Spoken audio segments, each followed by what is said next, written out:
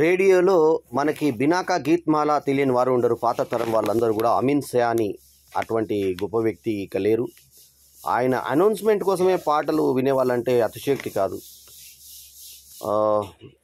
బాయనో ఔర్ భాయ్యో అంటూ మొదలుపెట్టి ఆయన కంఠం 42 ఏళ్ల పాటు సిలోన్ రేడియోలో, ఆ తర్వాత వివిధ భారతిలో బినాకా గీత్ మాల కార్యక్రమంతో హిందీ సినీ గీతాల మాలతో, అంటే గీతాల మాల అంటే గీతాలను వరుసగా ఆయన అనౌన్స్ చేస్తూ పెట్టేవాడు. శ్రోతలను అలరించినటువంటి ఆ స్వరం మూగబోయింది.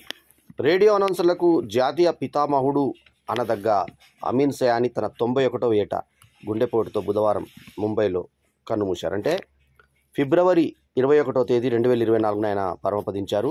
ఆయన సమర్పించే బినాకా గీత్ మాల వినడం కోసం ఆ రోజులో ప్రతి బుధవారం అంతా రేడియో ముందు చేరిపోయేవారు. ఈ కార్యక్రమంలో ప్రసారం చేసే పాట గురించి మధ్య మధ్యలో ఆయన చేసే వివరణ, వ్యాఖ్యానం చాలా ఆసక్తికరంగా ఉండేది. బినాకా గీత్ మాల మాత్రమే కాకుండా ఆయన క్విజ్ ప్రోగ్రాం, షాలిమార్ సూపర్ జోడీ, సంగీత్ కే సితారే వంటి కార్యక్రమాలు ఆయన నిర్వహించారు. 54,000 రేడియో కార్యక్రమాలు నిర్వహించినటువంటి రికార్డ్ సృష్టించినటువంటి అమీన్ సయానీ 2009లో పద్మశ్రీ పురస్కారాన్ని కూడా పొందారు. ఇప్పటి వరకు పద్మశ్రీ పురస్కారం పొందినటువంటి రేడియో అనౌన్సరు అమాన్య సయానీ మాత్రమే. అమీన్ సయానీ మాతకే ఆ పద్మశ్రీ వచ్చింది. వేరే ఇప్పటిదాకా ఎవరికి కూడా రేడియో అనౌన్సర్లకు రాలేదు. అమీన్ సయానీ ఆ రకంగా కీర్తి గడించడమే కాదు, రికార్డు సృష్టించాడు. అలాగే భూత్ బంగ్లా, బాక్సర్, తర్వాత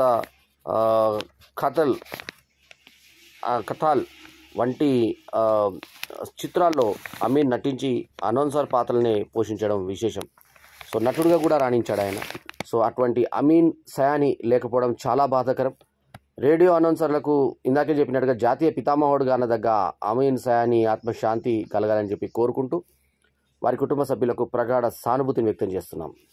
బినాకా గీత్ మాల ఎప్పటికీ కూడా ప్రేక్షకుల గుండెల్లో అమీన్ సయానీ ఆ గొంతుతో గుర్తుండిపోతాడు. అనౌన్సర్ల పితామహునికి వందనాలు, జోహార్లు అర్పించుకుంటూ బల్లెం దేని మాత్రం యూట్యూబ్ ఛానల్.